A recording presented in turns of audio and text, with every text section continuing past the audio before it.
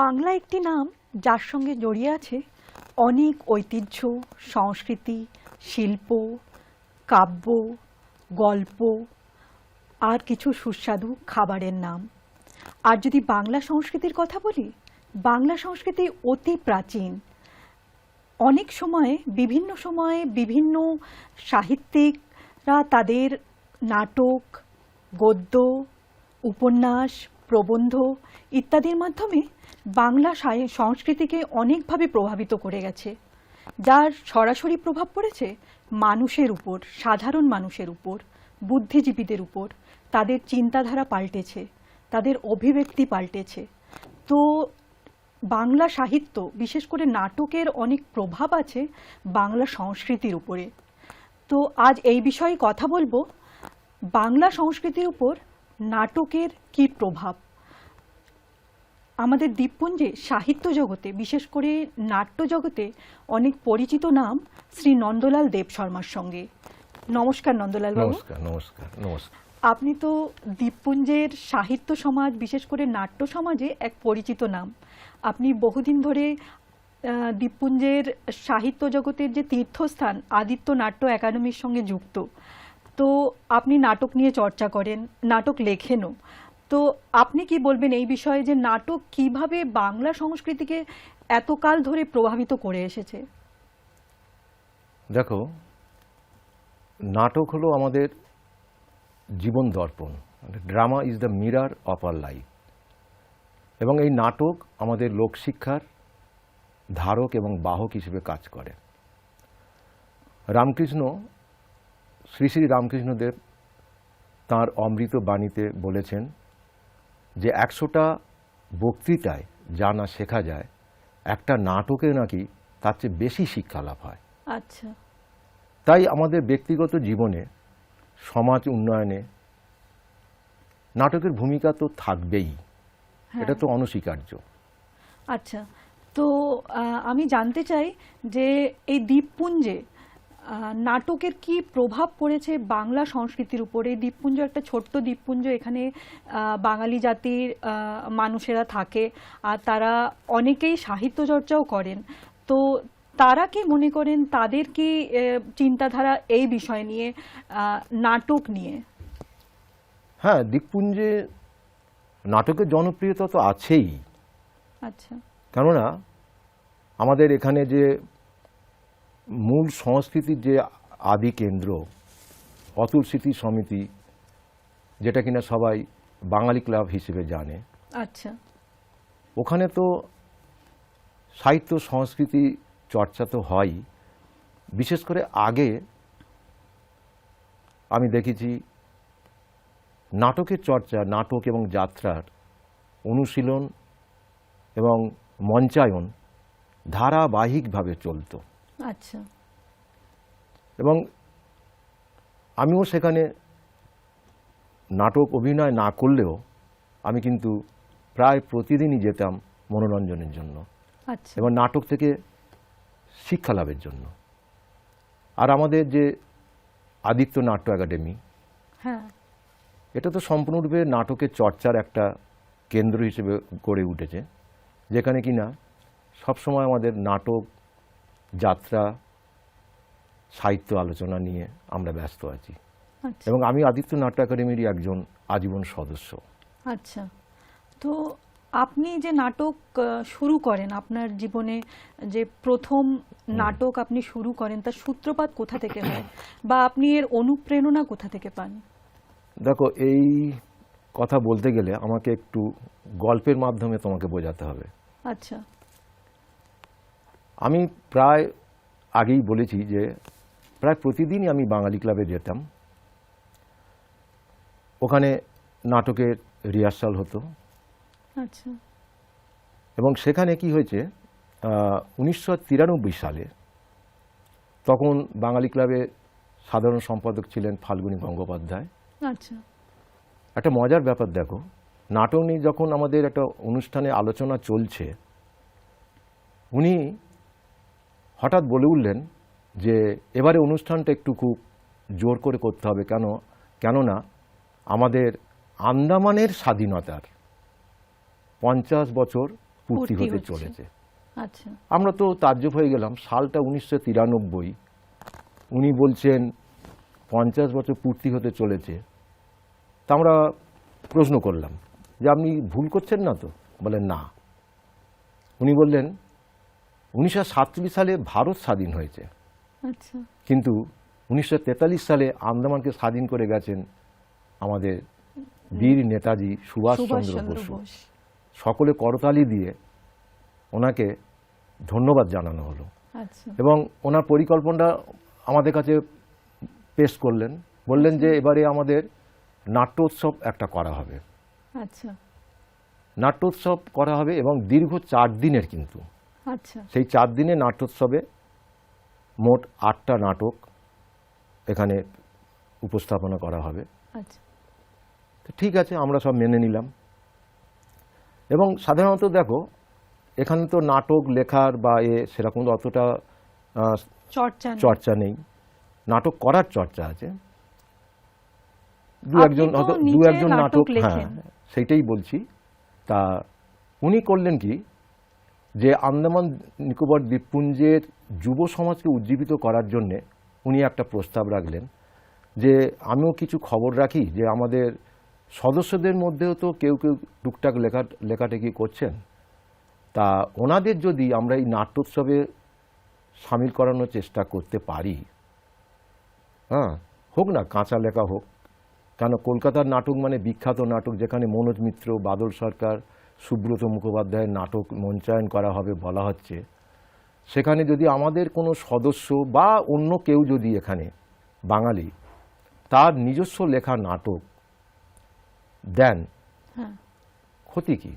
তারা তো আচ্ছা। অনুপ্রাণিত হবে, আগামী দিনে তারা বড় নাট্যকারও হয়ে উঠতে পারে, হ্যাঁ, সে বিষয়ে কোনো সন্দেহ নেই। তা সুযোগ সবাই পেতে হবে। সুযোগ দিতে হবে, কারণ সুযোগ না দিলে সে নিজেকে কিভাবে তার প্রতিভার প্রতিভা এটা বিকশিত পরিস্ফুটনটা করতে করতে পারবে, পারবে? হ্যাঁ। অবশ্যই। তা নাটক তখন কিন্তু আমি লিখিনি। আচ্ছা, বাঙালি ক্লাবের যে নাটকটা, ওইটাই আমার জীবনের প্রথম নাটক। তা আমি ছোটবেলা থেকে একটু কবিতা বই পড়তে খুব ভালোবাসতাম, আচ্ছা, নাটকের বই পড়তাম অবশ্যই। আচ্ছা, তা বাড়িতে আমি এই জিনিসটা নিয়ে চিন্তা করতে করতে আমি কবি জীবনানন্দ দাশের বিখ্যাত কবিতা মানুষের মৃত্যু হলেও মানব থেকে যায়, কবিতাটা পড়লাম। বেশ লম্বা কবিতাটা। হ্যাঁ, আর একটা কবিতা পড়লাম শামসুর রহমান, বিখ্যাত কবি, আচ্ছা, ওনার লেখা একটা কবিতা পড়লাম, এখনো মৃত্যুর মুখে দাঁড়িয়ে আছি। আচ্ছা, আমি তাজ্জব হয়ে গেলাম যে এ কি ধরনের কবিতা, কি বলতে চাইছে, এর ভেতরে অর্থটা কি। তা জীবন দাসের কবিতাটা পড়ে বুঝলাম যে দেখো, মানুষের মৃত্যু হয়, দেহের বিলুপ্তি ঘটে, কিন্তু হ্যাঁ। মনের বিলুপ্তি ঘটে না, আত্মার বিলুপ্তি ঘটে না। এবং দেখবে আমরা আমাদের খুব কাছের লোক মারা গেলে তার স্বপ্নের মধ্যে যেন আমরা তার সঙ্গে কথা বলছি, তাকে দেখতে পাচ্ছি, একসঙ্গে বসে গল্প করছি, হাসছি, কাঁদছি, এই ধরনের ঘটনাটা ঘটে, প্রায় সবার জীবনে এই জিনিসটা ঘটে। অবশ্যই আমি এটাকে উপলব্ধি করলাম। আর শামসুর রহমান বলছেন এখনো মৃত্যুর মুখোমুখি দাঁড়িয়ে আছি, এ আমার অহংকার। হুম, এই আবার কি জিনিস? মৃত্যুর মুখোমুখি দাঁড়িয়ে থাকলে কেউ অহংকার করে? তা উনি আসলে কবি বলতে চাইছেন যে মানুষ মরে গেলে তার নশ্বর দেহকে আমরা জ্বালিয়ে দিচ্ছি বটে, হ্যাঁ, কিন্তু তার জীবিতকালে তার যে অবদান, সামাজিক কাজকর্ম হ্যাঁ, এবং তিনি যে ভাবনা চিন্তাটা রেখে গেলেন সমাজের লোকদের মাঝখানে, হুম, তার তো মৃত্যু হয়নি। সেই, সেই জন্যই বোধহয় আমরা ওই স্বপ্নের মধ্যে দিয়ে ওনাকে দেখতে পাচ্ছি, কারণ আমরাও তো ভাবি তার কথা। তা এইটাকে যদি আমরা চলচ্চিত্রের মধ্যে, এরকম অনেক ফিল্ম আছে, আচ্ছা, তা এই ধরনের দৃশ্যকে দর্শকের মাঝখানে যদি আনতে হয়, তাহলে একজন ক্যামেরাম্যানের দরকার হয়, যে কিনা ওই দুজনের সংলাপটাকে সে তুলে ধরতে পারে। কিন্তু তৃতীয় ব্যক্তি। তৃতীয় ব্যক্তি একজন দরকার। তা আমি দেখলাম যে নাটকে তো এই ধরনের সুবিধা নেই, কারণ নাটকে তো ক্যামেরার কোনো প্রশ্নই ওঠে না। তখন আমি করলাম কি, এটাকে একটা নাটকে রূপ দেওয়ার জন্যে একটা তৃতীয় ব্যক্তিকে আনলাম। আচ্ছা এনে নাটকটাকে করলাম। নাটকের কাহিনীটাকে আমি কিন্তু, এটা কিন্তু একটা অ্যাবস্ট্রাক্ট ড্রামা, কিন্তু আচ্ছা, আমি যেটা প্রথম নাটক লিখলাম এটা অ্যাবস্ট্রাক্ট ড্রামা। তো আপনি একটু বুঝিয়ে বলবেন অ্যাবস্ট্রাক্ট ড্রামাটা মানে হ্যাঁ, কি? অ্যাবস্ট্রাক্ট ড্রামাটা হলো ধারাবাহিক মানুষের দৈনন্দিন জীবনের যে কাহিনী, হ্যাঁ, সেই কাহিনী সম্বলিত কিন্তু নাটক হবে না।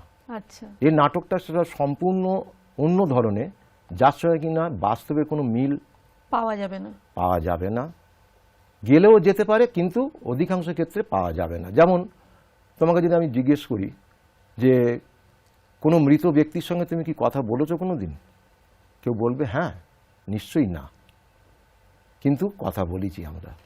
এইটা কি বলে অ্যাবস্ট্রাক্ট ড্রামা, সম্পূর্ণ বাস্তব ধর্মী কাল্পনিকভাবে ভিন্ন আমরা- নাটক। কাল্পনিকভাবে আমরা হ্যাঁ, কথা বলি। কাল্পনিকভাবে অ্যাকচুয়ালি ওই মুহূর্তে কিন্তু কাল্পনিক হয়নি, ওই মুহূর্তে মনে হচ্ছে আমরা সত্যিকারে কথা বলেছি, এরকম একটা মনে হবেই। আচ্ছা, তা আমি ওখানে একটা পরিবারের কথা চিন্তা করলাম, স্বামী স্ত্রী, যেখানে স্বামী মারা গেল যক্ষা রোগে, কিন্তু তার স্ত্রী যে অভিনয়টা করলেন, যে অপরূপা বলে নাম দিয়েছিলাম, আচ্ছা, সেই তার সঙ্গে কিন্তু প্রতিদিনই কথা হচ্ছে তার স্বামী। এটা কি করে সম্ভব?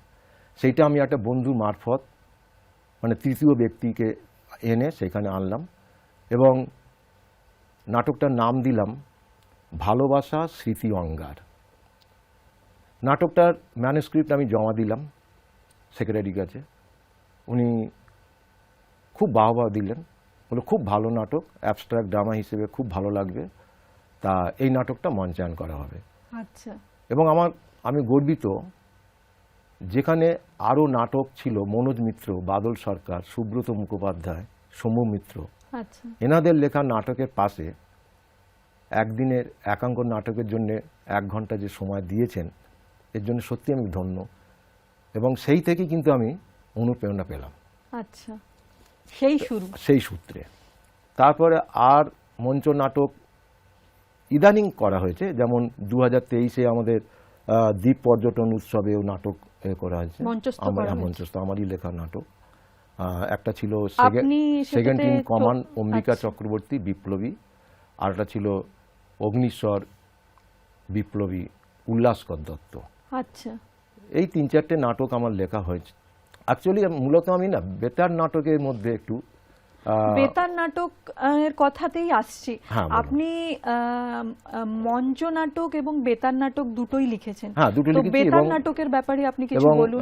এখানে রেডিও প্লে যেটা, এখানে রেডিও প্লে, এবং এখানে প্রায় আমার 18টা নাটক বেতারে প্রচারিত হয়েছে, আচ্ছা, আর 3-4টে নাটক মঞ্চ নাটক। হ্যাঁ, অ্যাকচুয়ালি তুমি পার্থক্যের কথা জিজ্ঞেস করছো না বেতার নাটক এবং মঞ্চ নাটকের ব্যাপারে নাকি? বেতার নাটক মঞ্চ নাটক দুটোর ব্যাপারেই জিজ্ঞাসা করছি, হ্যাঁ, এবং হ্যাঁ, পার্থক্যের কথাও জিজ্ঞাসা হ্যাঁ, হ্যাঁ, হ্যাঁ। করছি যে দুটোর মধ্যে আপনি কি পার্থক্য দেখতে পান। মঞ্চ নাটকে তো মঞ্চ লাগবেই, হ্যাঁ, কিন্তু এবং সেখানে কি হচ্ছে, অভিনেতা অভিনেত্রীকে দর্শকরা দেখতে পাচ্ছে। আর আচ্ছা। বেতার নাটকের এইখানেই পার্থক্য হলো যে দর্শকরা খালি শুনতে পাবে, শ্রোতা সেখানে দর্শক না, সেখানে হবে শ্রোতা। শ্রোতা যেন এমনভাবে নাটকটাকে পরিবেশন তারা শুনছে হ্যাঁ, যে মনে হচ্ছে যেন মঞ্চেই হচ্ছে। আচ্ছা, তফাৎটা এইখানে। আর বেতার নাটকে মূল বিষয় হলো শিল্পীদের কিন্তু স্বর প্রক্ষেপণ, যেটাকে আমরা বলি, শুধু ভয়েসটাই মেন, ওখানে ভয়েস মেন, কোনো আঙ্গিকতা নেই, কোনো কিছু নেই, হ্যাঁ, কোনো লাইটের ব্যাপার নেই, হ্যাঁ মিউজিকের ব্যাপার থাকবে, আচ্ছা, কিন্তু ভয়েস যেটাকে আমরা তাদের স্বর গলার প্রক্ষেপণ, স্বর। গলার স্বরটাই হচ্ছে কি তাদের মূল গুরুত্বপূর্ণ জিনিস। সেইটাকে মডুলেশন বলা হয়। সেই আচ্ছা। মডুলেশনের মারফত তার চরিত্রকে সে ফুটিয়ে তুলবে। আচ্ছা। এইটা হচ্ছে গিয়ে বেতার নাটকের সঙ্গে মঞ্চ নাটকের মূল মূল পার্থক্য। পার্থক্য। এবং মঞ্চ নাটকে আবার দেখো, ওখানে শিল্পীরা যখন ঢুকছে মঞ্চে, হুম, দাঁড়ানোর জায়গা নির্দিষ্ট করা থাকে, হ্যাঁ, না হলে কিন্তু সেটাকে বেমানান হয়ে যাবে দর্শকের কাছে। হুম, তাহলে এতগুলো জিনিস তাকে মেনটেন করে চলতে হয়। কারণ ভিজুয়ালাইজ করছে, হ্যাঁ, তো visualize সেখানে করতে অনেক হচ্ছে, কিছু হ্যাঁ। ব্যাপার আছে যেটাকে সুতরাং মাথায় রাখতে মঞ্চ হবে। নাটকের সঙ্গে এখানে কিন্তু একটা বিরাট পার্থক্য রয়ে গেছে। হ্যাঁ, আর যেখানে বেতার নাটকে আপনি অনেক লিখেছেন নাটক, এবং সেখানে আপনি কিন্তু অংশগ্রহণও করেছেন, তাই একটা তো? জায়গায় বললে এ করবে, আমাদের নাটকে কিন্তু নাটক, সে মঞ্চ নাটক হোক আর বেতার নাটক হোক, হ্যাঁ, নাটকের একটা সূত্র আছে। সেই আচ্ছা। সূত্র ধরে কিন্তু ওই সূত্রটাই দু জায়গায় একই। আচ্ছা সূত্রটা হলো এটাকে বলা হয় 4W ফর্মুলা, আচ্ছা নাটকের 4W ফর্মুলা। আচ্ছা। এটা কিন্তু এই 4টে ডব্লিউ যে মানে এইটা কিন্তু শিল্পীকে কিন্তু মেনটেন করে চলতে হয়। আচ্ছা মঞ্চে একটু বিশেষভাবে চলতে হয়, আর রেডিওতে স্বরের মাধ্যমে বোঝাতে হয়।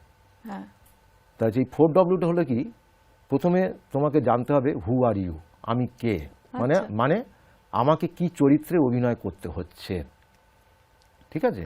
হ্যাঁ, আর একটা দেখতে হবে, তোমাকে ফলো করতে হবে ওখানে, যে হোয়ার আর ইউ, তুমি আচ্ছা। কোথায় আছো? আচ্ছা বাজারে আছো, না সমুদ্রের ধারে আছো, না ঘরে আছো, না ক্লাসের মধ্যে ক্লাস চলছে সেইখানে তুমি আছো? হ্যাঁ, হ্যাঁ, মানে তুমি একটা প্রফেসরের ধরো অভিনয় করছো, আচ্ছা তার মানে তুমি সেখানে কলেজের মধ্যেই আছো। হুম, তাহলে হোয়ার আর ইউ এটাকে তোমাকে ফলো করতে হবে।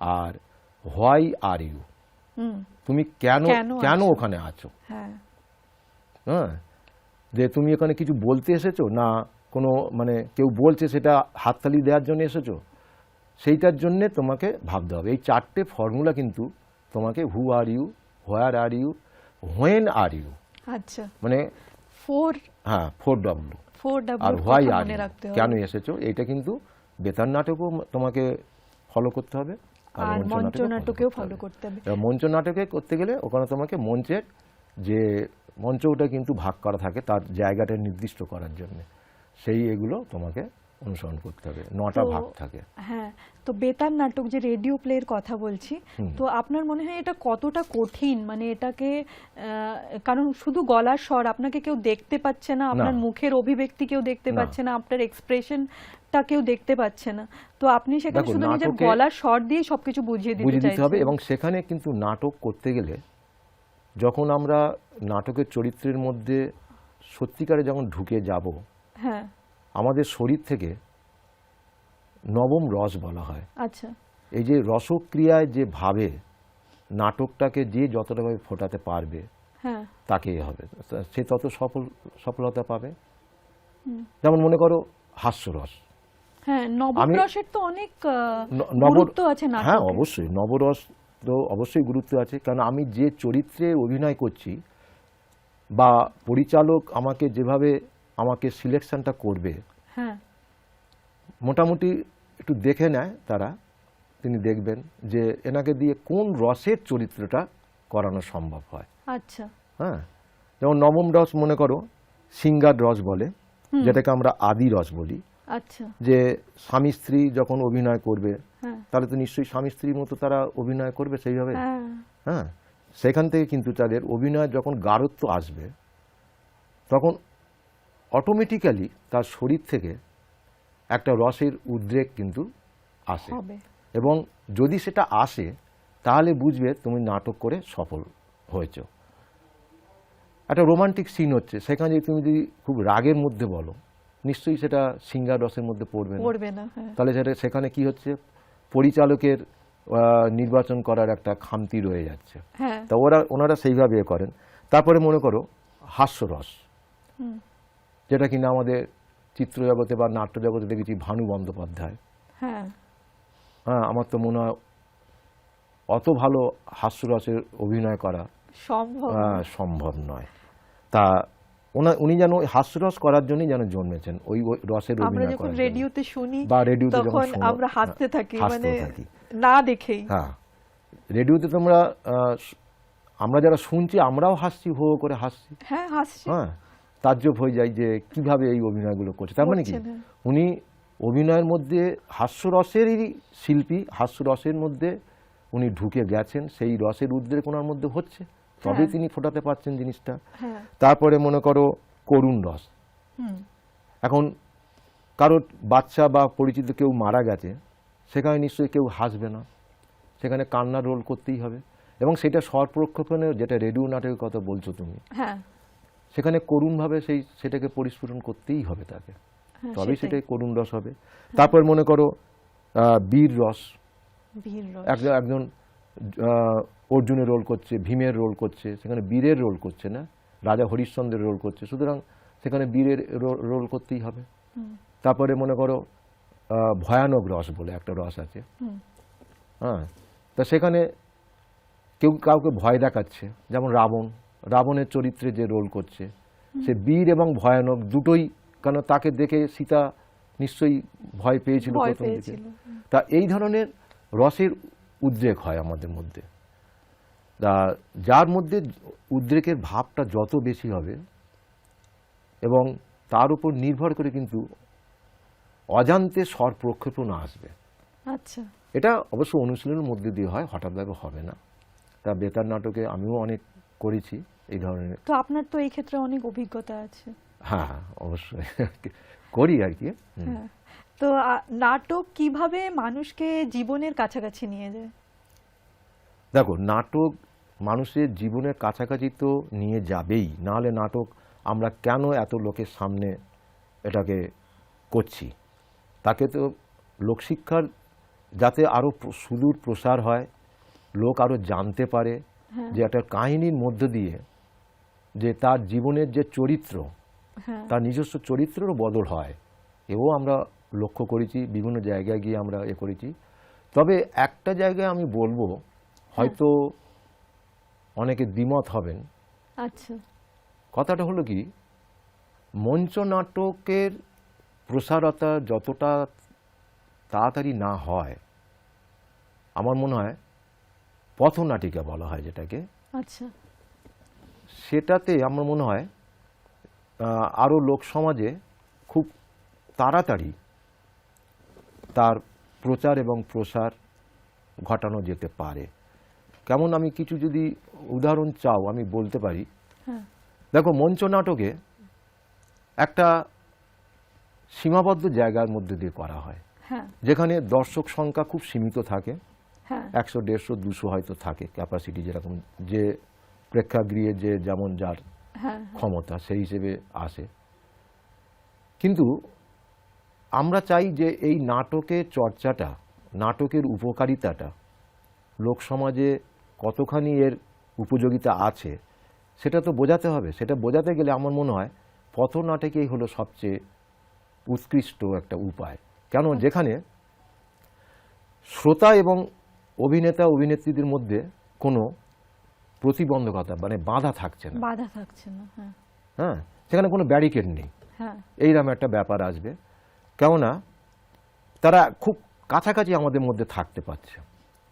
আর মঞ্চে কি হচ্ছে, নাটক শুরু হওয়াকালীন দর্শকদের জায়গার লাইটগুলো অফ করে দেওয়া হয়, তাহলে একটা আলো, আর মঞ্চে কিন্তু আলো চলছে, তাহলে আলো অন্ধকারের একটা খেলা না খেলে আমরা যদি একটা মুক্ত মঞ্চ যাকে বলা হয়, যেটাকে ইংলিশে আমরা বলি অ্যাম্পি থিয়েটার, যেখানে কিনা সবই আলো, যেখানে সবই আলো, সবই আলো, তাহলে অন্ধকারে কোনো সেখানে প্রশ্ন নেই।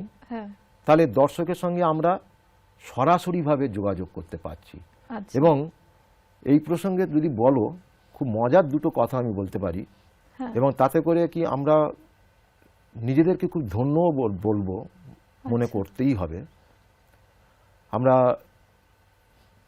আর এই ধরনের মানে মঞ্চ পথনাটিকাতে আবার কিন্তু কিছুটা অ্যাওয়ারনেস প্রোগ্রাম, মানে যেটাকে আমরা বলি সামাজিক সচেতনতামূলক যে নাটকগুলো, যেটাতে সরকার খুব জোর দিয়েছে, বিভিন্ন সমস্যা, তার সমস্যার সমাধানের যে উপায়, এইগুলো নিয়ে নাটক করলে মনে হয় আরো বেশি জনপ্রিয় হয়ে ওঠে। যেমন আমরা, হ্যাঁ, না ওটা তো ওয়ান অ্যাক্ট প্লে, আমি পথনাটিকা খুব সংক্ষেপের মধ্যে দিয়ে পুরোটা জিনিসটাকে বুঝিয়ে দেওয়া হয়। ধরো 30 মিনিট, 40 মিনিট, 45 মিনিটের মধ্যে আমাদের শেষ করতে হয়। আর একটা সাবজেক্টের উপরে আমরা করি, অনেকগুলো যেমন প্রোগ্রাম করেছি এইডসের উপরে, যেটা কিনা সরকারের এই নিয়ে অনেক চিন্তা ভাবনা, এইডস মুক্ত ভারত তৈরি করা, এইডস মুক্ত বিশ্ব তৈরি করার একটা যে পরিকল্পনা, সেটার উপরে আমরা প্রায় 90টা নাটক করেছি এই দ্বীপপুঞ্জে। আচ্ছা। তা সেখানে একটা মজার ব্যাপার কি, যে দিগলিপুরে আমরা নাটক করছি, সেই এডসে বৌমার এডস হয়েছে জানতে পেরে শাশুড়ি খুব রেগে যায়, রেগে গিয়ে তার, এবং সে অলরেডি তখন সন্তান সম্ভবা, আচ্ছা। সেই পরিস্থিতিতে সে তাকে বিষ খাইয়ে মারার চেষ্টা করে। আচ্ছা। এবং আমি সেখানে পুলিশ ইন্সপেক্টর রোল করেছিলাম। আচ্ছা। তা ওর মধ্যে 3-4 জন দর্শক, ইস দেখ, হ্যাঁ কি দজ্জাল শাশুড়ি দেখ, কি দজ্জাল শাশুড়ি দেখ, আচ্ছা। বৌমাকে কিভাবে বিষ খাইয়ে মারছে, হুম। হ্যাঁ চল থানায় চল, পুলিশকে খবর দিই। হুম। অলরেডি আমি কিন্তু ওখানে ওদের মাঝখানেই দাঁড়িয়ে আছি। হুম। আচ্ছা, যখন আমি বাঁশি বাজালাম তখন বলছে এইবার মজা, এইবার মজা। এবার আমি এসে যখন শাশুড়িকে, এবং আমার সাথে আমার মেয়ে কনস্টেবল আছে, ওকে অ্যারেস্ট করার জন্যে এসছি, তখন ওই 3-4 জন আমাদের যে মঞ্চ মতো তৈরি করা হয়েছে সেইখানে ঢুকে গেছে। বলছে স্যার এনাকে ছাড়বেন না, এনাকে ছাড়বেন না, খুব দজ্জাল শাশুড়ি, আমরা নিজে চোখে দেখেছি, বিষ খাইয়েছে, দরকার হলে আমরা থানায় গিয়ে সাক্ষী দেবো। এত জীবন্ত এত নাটক জীবন্ত করেছেন হয়ে যে যায়, যেটা মঞ্চে হবে না। না, কখনোই সম্ভব ঠিক আছে। না। আর একটা স্বচ্ছ ভারত অভিযানে বোম্বাই থেকে এসেছিলেন ওনারা, একটা এনজিও আমাদের করিয়েছিলেন আচ্ছা। এই ওয়াটার কমপ্লেক্স যেখানে মেরিনা পার্কে। হ্যাঁ। ওখানে নাটক করতে গিয়ে আমরা তো মানে তাজ্জব হয়ে গেছি। আমি এক মানে অফিস করার লোকের একটা অভিনয় করছিলাম, তা তাড়াতাড়ি করে আমি কি করেছিলাম, যে পান খাওয়ার একটা অভিনয় করে, মানে এখানে দ্বীপপুঞ্জে তো কাগজ পান বেশি চলে, তা কাগজ পান খাওয়ার একটা অ্যাক্টিং করে কাগজটাকে মুড়ে আমি রাস্তায় ফেলে দিই এবং ওখানে পানের থুক ফেলি। একটা লোক এসে আমাকে হঠাৎভাবে অ্যাটাক করে, যে মানে প্রতিবাদ করে, কেন এটা করছো। আচ্ছা। তাতে এইভাবে জীবন্ত হয়ে ওঠে। সেই জন্য আমি বলছি কি, নাটক অবশ্যই মানে লোকশিক্ষার একটা ধারক বাহক এবং জনপ্রিয়তা অর্জন করে। জনপ্রিয়তা তো অর্জন অবশ্যই। করেইছে, সেটা তো ঠিক।